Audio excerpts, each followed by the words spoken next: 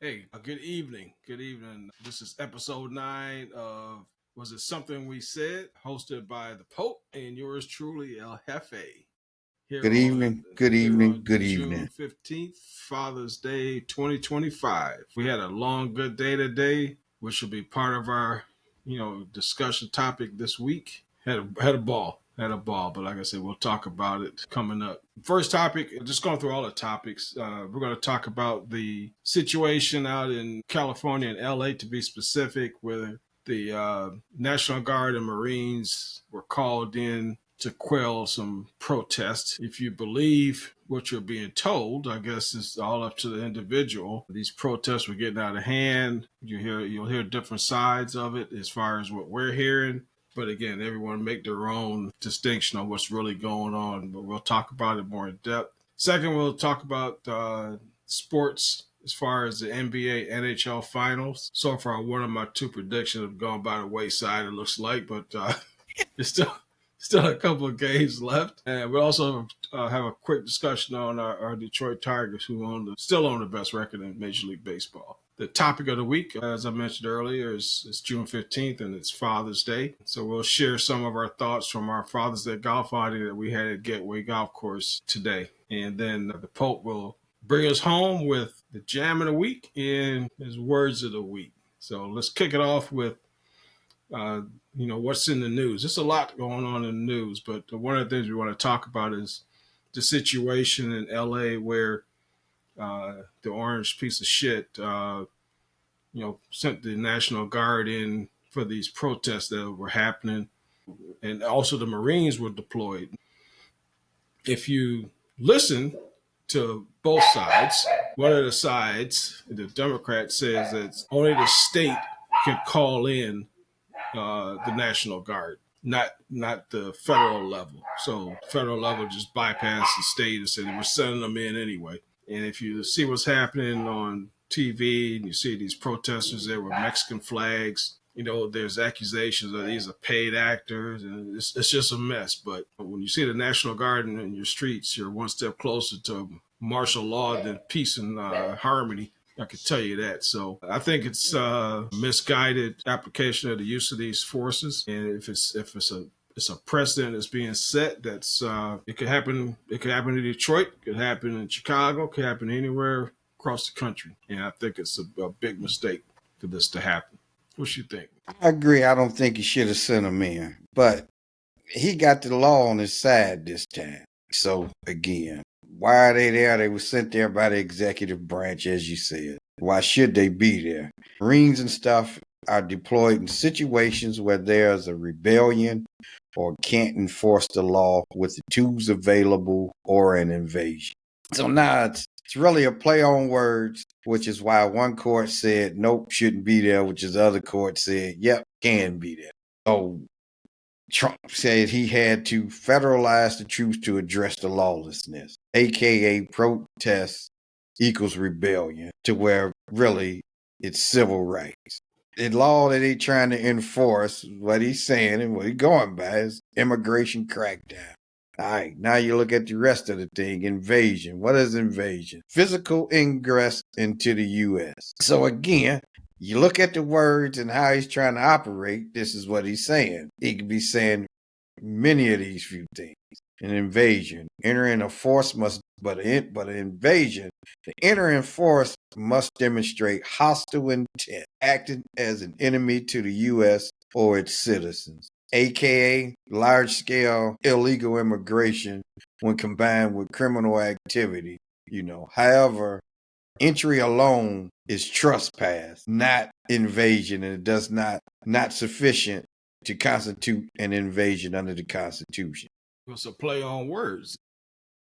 That's exactly right. It's a play on words with what he's doing and how he's doing it, and it's a play on words. It's called hostile intent. They starting to tear up. They starting to do this. They starting to do that. I'm doing my podcast right now, So come on in. yeah, I got this right to do this here too. I mean, it's the policy that they're doing, and what is he trying to do with the immigration? So again, Thank you. Tell him I said happy Father's Day. again, Happy Father's Day. thank you. Happy Father's Day. Thank you. Come on in. Again, to the contrary, under the Constitution, rights are granted to all people within the U.S., regardless of their citizenship status. So they do have certain rights that is granted because they are here. So you got to try to go back in here and kind of see, what is it? What's driving this? All right, one thing is fulfillment of campaign promises. Another one is he trying to send a political messaging. He's sending the message, but the message is confusing or hypocritical, I should say, because we all remember what happened on January 6th, and no National Guards deployed then, no Marines were deployed. There was an insurrection, which is another reason to call in the help, which is the National Guard. I agree with you, but play on words, they were patriots. Yeah. And again, it's just a minority thing there too. So again, with him, what is the end game for this? Typically, power. Typically, the end game for him is that he gets something out of it for himself. I mean, so what are you trying to do here? This is not a big immigration plan. You just deport people out, and what they gonna do? They're gonna come back in. You're not trying to. We're an open country. How many states we got that border? Say from Mexico, California, Arizona, New Mexico, and Texas borders the U.S. None of these things, like in other countries, you just can't go to other countries. And yes, there are a process, and you do have people that's trying to get here, through the process. But again, we're not trying to secure borders and make it like that too. The border states strand about 2,000 miles long, which is the equivalent of driving from here to Las Vegas. They're not trying to secure all that. So what is he doing? What is he posturing for? He's trying to send people back. He's trying to cause us these unrest, like you say, trying to flex. But what is the end goal of this? He's also making an attempt to neuter the governor of California, Gavin Newsom, because Newsom's been mentioned as a potential person that could be on the ticket in 3.5 years from a Democratic standpoint. I don't see it right now, but I think the orange shit's trying to really show that Newsom, can't carry water because I'm taking control of his state. He's got the power to do so. Newsom can't put the Marines out. He can't put the National Guard out at the federal level, sending them in. No, he can't. All you can do is try to work with him. But like you say, right, wrong, indifferent. I told you so. Campaign promises. This is something that he promised there too. I don't know why people think that they're going to be excluded from this thing. But again, people voted that way. A lot of them. In Texas, 7 of the 10 most Hispanic counties voted for Trump. Lesson learned, and their asses will be feeling that pain as they're being pulled out of graduations and work, and being run down by ICE agents. So those 70%. Did you say 7 out of 10? 7 of the 10 most populated Hispanic counties in Texas voted for Trump. I don't get it. 55% of Hispanic males voted for Trump. And they're the ones running right now. 40, depends on what poll you look at, 43 to 46 total of Hispanics that voted for Trump.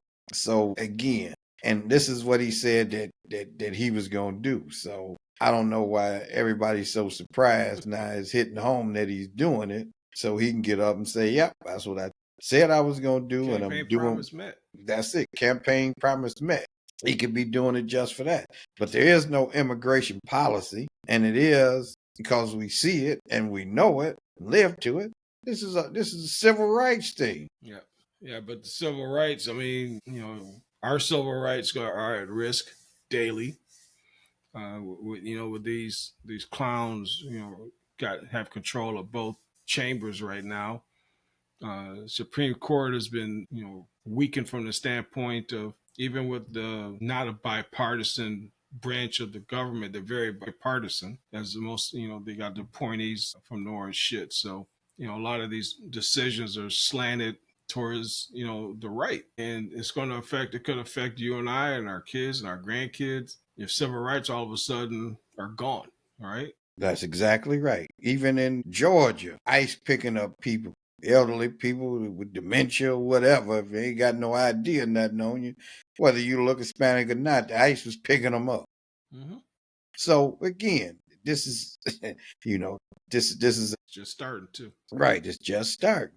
That's exactly right. So with him, the end game typically ends with him coming up with something that's in his favor. Well, buckle up, and we're only a few months into the this term, and we got 3.5 years to ride this storm. Hopefully, hope ain't a strategy. With the midterms coming around in a couple of years, and we could at least slow down this train of destruction.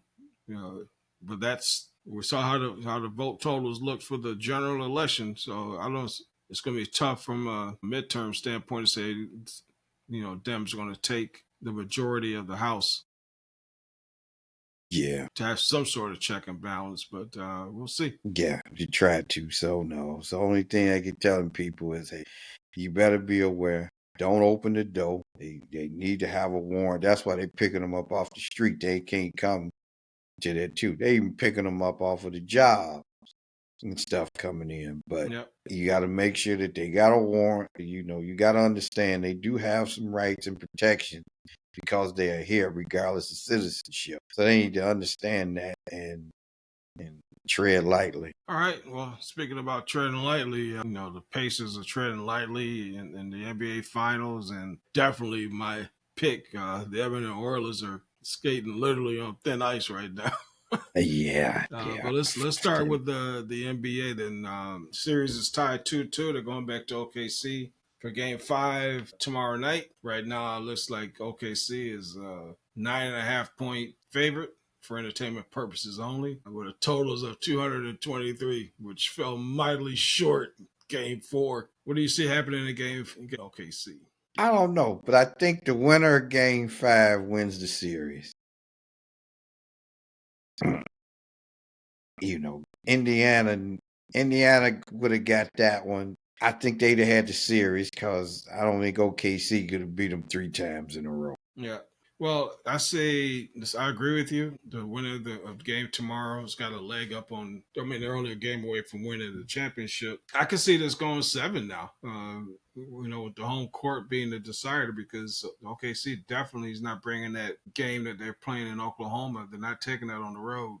You're a totally different team, and the same could be said for Indiana. Except Indiana went into the Garden. They went into to Boston on the road, and they've been road warriors. So yeah, but that's over with. And they went into OKC and got the first one. So yeah, it is possible, but just now they feel the way OKC felt because they gave one away, being up 10 points going in the fourth, 10-7 in there too. And Mathurin, missing free throws and stuff down the straight, topping too as well. So they know that was an opportunity, because that would have put their foot on the neck of OKC if they'd have won up and won that game. I can see OKC blowing them out tomorrow night, and who knows what Indiana's going to be feeling like. But they got to get through Game 5 first before we worry about Game 6. So let's look at Stanley Cup. That Florida team. They tough. Even though I like Connor and them, Florida is tough. They done shut Connor down. I mean, Connor's got a couple of plays where he got that steam coming up the ice, and then by the time he hit the blue line, they're either knocking the puck off of him or knocking him off the puck. He's only got 1 goal in the series so far. They done pulled the goalie. Skinner was out. They put some guy named Pickard in. And then they picked his ass apart. That's just what happened. They picked his ass apart. So they might be out of goalies to try. No, with Skinner coming back for game, I think they're bringing Skinner back.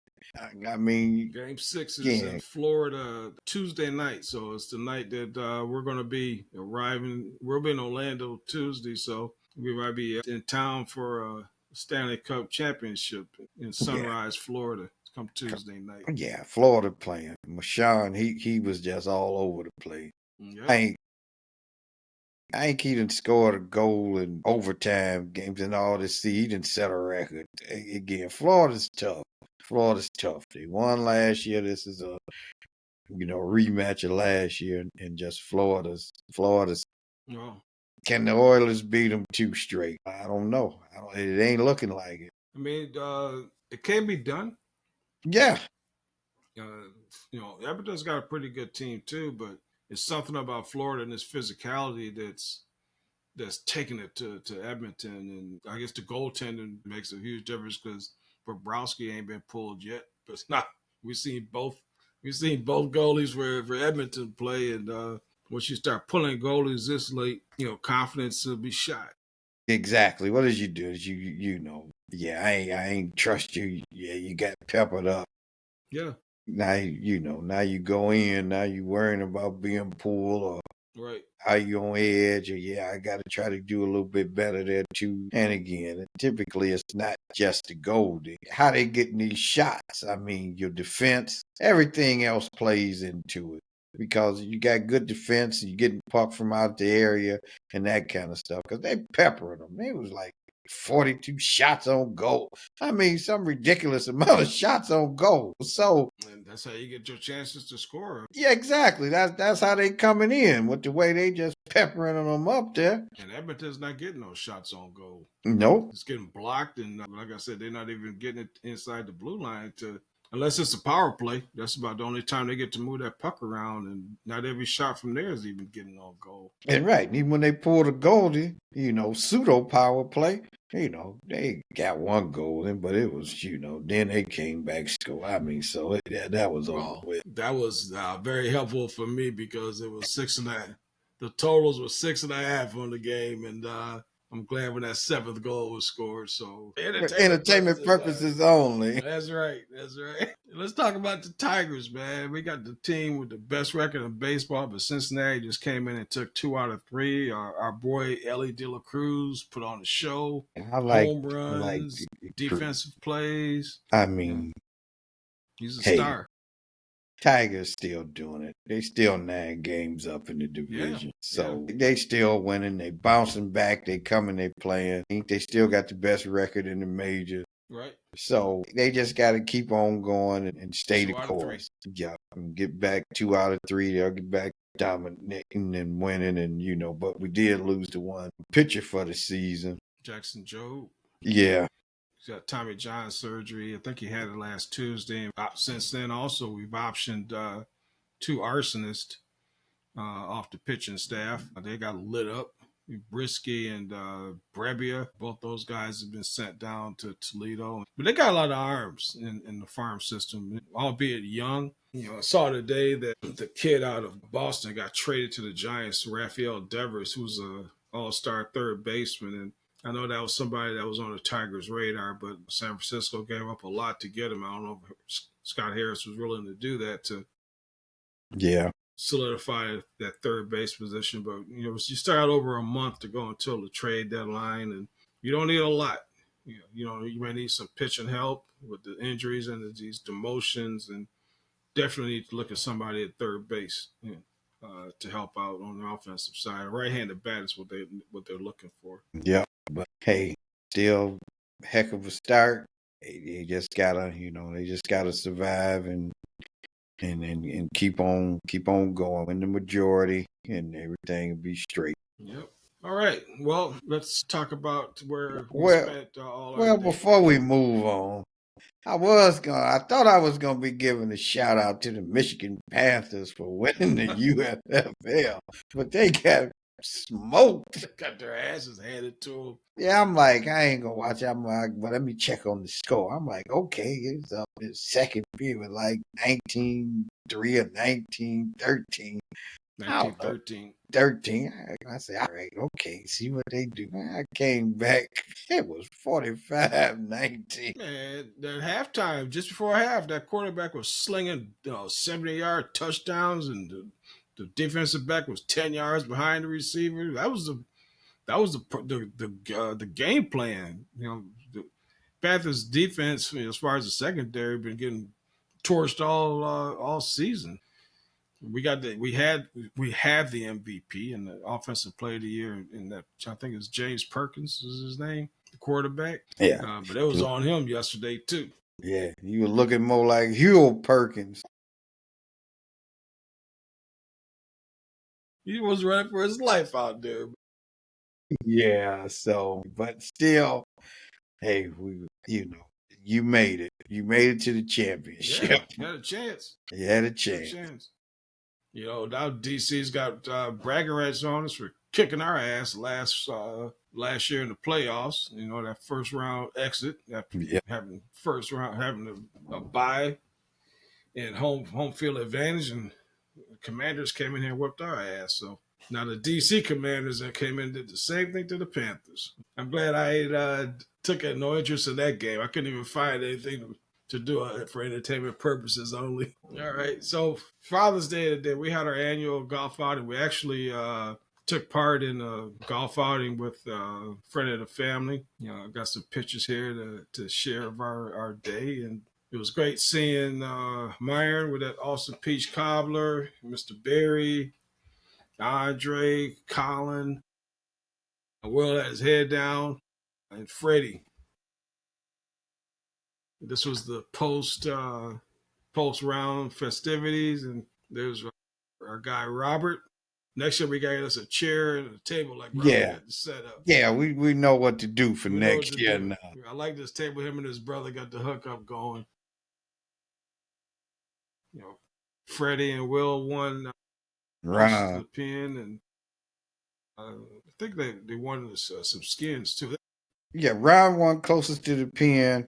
One close to the pin, and Fred won a skin. Okay. It was 3 skins, so Fred was one of them. There they go. It was a good time. The food was good. The Sweetwater Tavern really hooked it up today. I came home full. I felt bad because Kim picked up some food for me. Looks like it's going to be my dinner tomorrow. Yeah, you was full of prizes from the raffle, that's too. Right. It felt like the old days winning them raffles at the SAE dinners we was going to down at the Pontchartrain.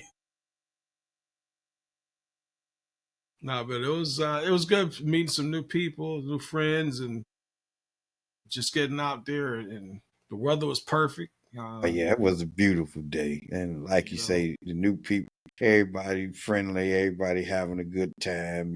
Brothers, nobody fighting, nothing. Nope. Got their 2 all ranges of age, everything else. So it was a good time. So now, what do you think about the format? I like the format. I liked it. You know what I liked about it the most was that the bogey pickup. So we're not playing any strokes past, bogey on each hole. The time limit on looking for lost balls was helpful. I think the pace of play worked out great.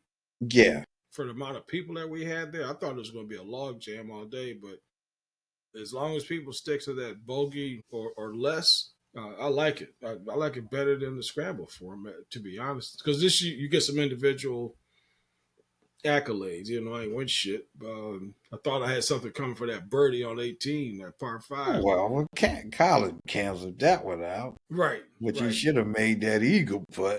He should have made the eagle. If he'd have made the eagle putt, he would have had another skin, because he hit 2 hell of a shots. And but nobody could putt today. I mean, you chipped one in, and then you made the one birdie putt, but outside of that, wasn't a lot of people. We wasn't sinking a lot of putts. No, not at all. Not at all. But that was my first time playing since the last time I played with y'all last year. I ain't going no driving range. I ain't hitting no practice putts. Just get out here, lace them up, and go play. And I had a good time, man. I can't wait to try to get out again. For a few weeks. Good, and exactly for that format, like you say. Hey, pick up after bogey. We got the skins. We got this here. Yeah. You just got, par, eagle, par, and birdie. That's it. Hey, if you can do that there too, then you got a chance of winning the skin. And like you say, hey, pick up Because other than that, you'd be out there for forever. Because I don't know how many groups total was it. I think at least 9 or 10. I have to look at the. Let me see. I can tell you exactly how many it was. Let me see. 1, 2, 3, 4, 5, 6, 7, 8, 9, 10. We had 10 groups. Right. 40 So that's people. 40 people. And right, and it moved pretty smooth. Everything else there too. So no, was it like you say, weather was perfect. Wasn't too hot, wasn't cold, no Perfect. humidity, what wind wasn't blowing that. It was just a gorgeous day to be out on the golf course. And the golf course is pretty good too. Right. Conditions of the golf course, everything else. So I mean, the front nine, was a little shorter, but once you got to the back nine, A lot longer. it got a lot longer, but Water. still, like you say, still a good thing there too. And everybody just, hey, happy Father's Day, everything definitely was a good thing. And Yeah, hey, I'm looking forward to joining back up with them next year, man. I think. yeah, I that's we know good. what to expect, right? People can start saving their fucking $90 right now. So, start saving for it. But I like the format. I like the food, the drink. Even though I ain't drink no liquor. Yeah, like Afterwards, you it say, was he there. had the open bar, It had was there. beer. She had the Hazel Bay, had the, wasn't no cheap stuff. Mm-mm. So it was good stuff there, like you say. And it's even the sweet water. So, like you say, food and all that stuff was good, like you say. And just overall friendly on the course, especially Right. everybody was, hey, happy Father's Day and all that there too. So, and again, too, shout out to all those the plethora of people who sent me texts and stuff there too, saying Happy Father's Day and that stuff there too. So really appreciate y'all. No, absolutely. Same here, man. You saw Autumn came in with the boys and Carl to wish me as well. It's good to be here to accept those accolades, man. My father is in heaven, along with my stepfather. It's good to be here with the kids and the grandkids and friends like you and the friends we met today, just to be able to keep doing what we're supposed to do as fathers. None of us looking for pats on the back, because this is our job, and I love doing it. I love doing it. So, my thing was on the porch when I came home. oh, was it the Yeah, knocks? you have to knock. Man, you gotta let me know how you like it. That was quick. Ain't that something? Think about that. You saw something, got out the phone, looked it up, ordered it, and it was there before your round finished today. Yeah, was there before the round. Ain't Toby that told something? me what it was. I went up, found it Amazon, and it was there on the porch when I got home. Tell the viewers what we talking about. It is because I saw him. He had a device that he had clipped to his shirt. It's kind of like hands free that you control from your phone. Had speaker and that stuff there too, so you can answer the phone if you got your music playing. Like on the box, you can advance the song. So you can do a lot from it, and it's right there with you, and it's kind of hands free. So when I saw it, I'm like, "Hey, what you got?" And he was like, "Yep." Told me, "Hey, Knox, boom, boom, boom, ordered it up, and it's here." That's amazing. It beat you home today. Yeah. All right. Well, He good was thoughts. kidding. I should have had him bring it to the course. Right. Yeah. You've been there before we got finished with the turn. Yep. Definitely. I'm starting to wonder too about that. Maybe that food is where we missed the food at the turn. Probably.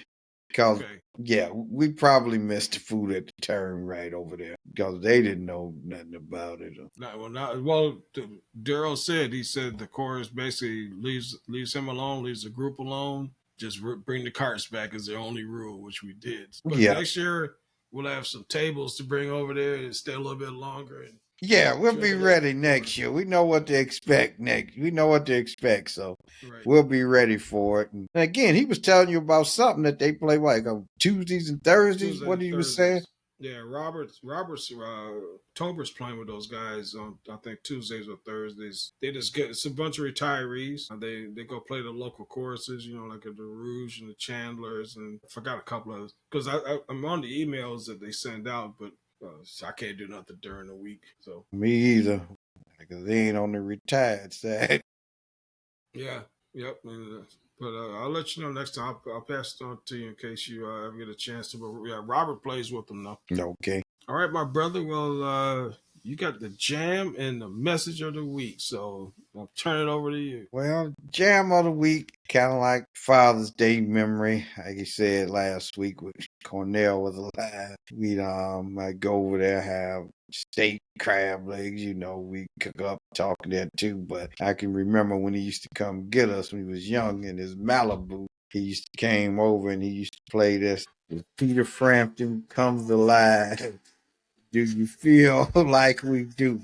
So he had the sounds. We used to hear him come down, and then, going back over to the house, he would have this Peter Frampton going, and I'm like, all righty, the last version, Peter Frampton. Do you feel like I do?